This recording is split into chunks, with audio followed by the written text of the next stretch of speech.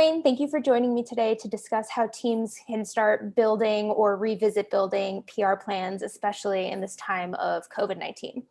Yeah, great. That's great to be here. And yeah, it is really important, especially during COVID, to put a really strong PR plan in place. In fact, what we're noticing is companies that really haven't taken the time previously to sharpen the saw and do that extra planning are kind of being forced to now. Board members want to see, what are you putting your money towards? What are the results going to be? What are the outcomes going to be? And so it's really good for us because it's forcing them to work in the process that we desire. And we love planning. So, when we can work with the marketing team and align with what their program looks like, it really helps us out to focus over the next couple quarters. Mm-hmm. And what would an ideal PR game plan look like during this time when things aren't always going out as planned?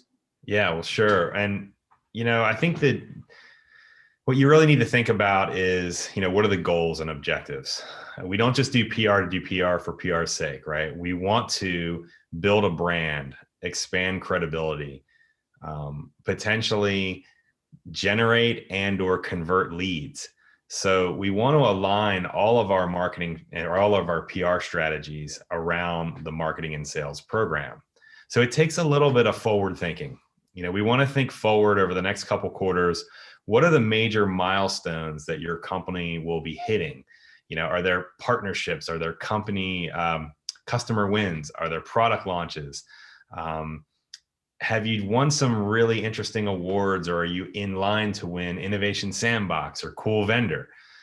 Do you have any creative stunts that you want to be planning for, or research efforts that you've either contracted out, or are you doing some creative research yourself?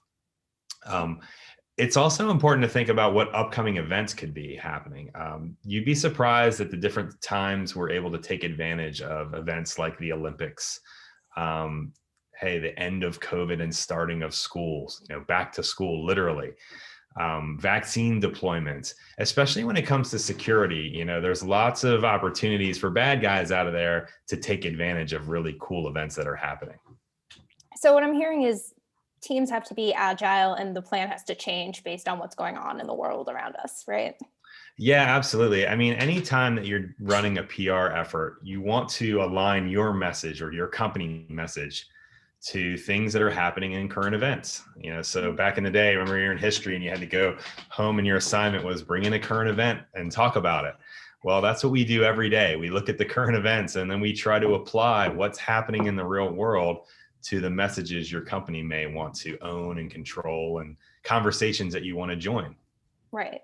So you mentioned earlier aligning with marketing teams. What if the marketing team isn't really in line with what the PR side is thinking? How do those two entities become one, essentially?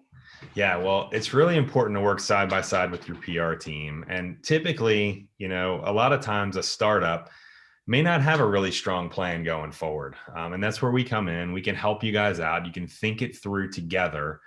But our whole objective here is to basically build out a content calendar for 2 quarters where you're identifying the press releases that are going to be going out, the major themes within each quarter. What are the major themes that your marketing program wants to own? And then we can kind of work towards getting topics of contributed articles or byline articles to align with that. We can align our proactive pitches with those marketing themes and push them out so that we can start to build a pipeline of coverage. We also want to think about blog content, things that we can be driving ourselves that we don't rely on placing, but also putting out there into the market through social media and other ways, just to make sure that your voice is being heard and shared, and people see that you guys are driving the market and changing the direction of where things need to go.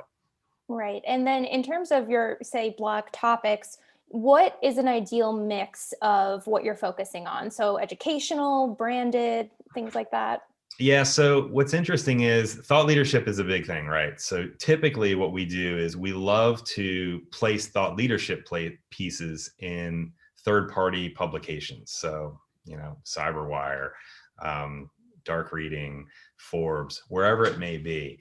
This gives you an opportunity to demonstrate your knowledge in the space without being marketing. It obviously has to be vendor and product agnostic, and you can't be marketing your company through those avenues. However, on the blog, you have a little bit more flexibility. So you certainly want to be educational because you want to attract people's interest. And when you're just pushing yourself all the time and your product all the time, that's difficult to do. So there's a creative balance that you have to work between to make sure that, in one instance, you may be blending a little bit of thought leadership and marketing. And another area on a blog, you may just be talking about some recent findings, some research that your team did that you want to make available to the industry so that they can kind of research themselves or see if they've been affected in any way by what you've found. Awesome. Well, thank you very much for your time today, and we'll chat again soon. All right. Sounds good. Take care. Have a good one.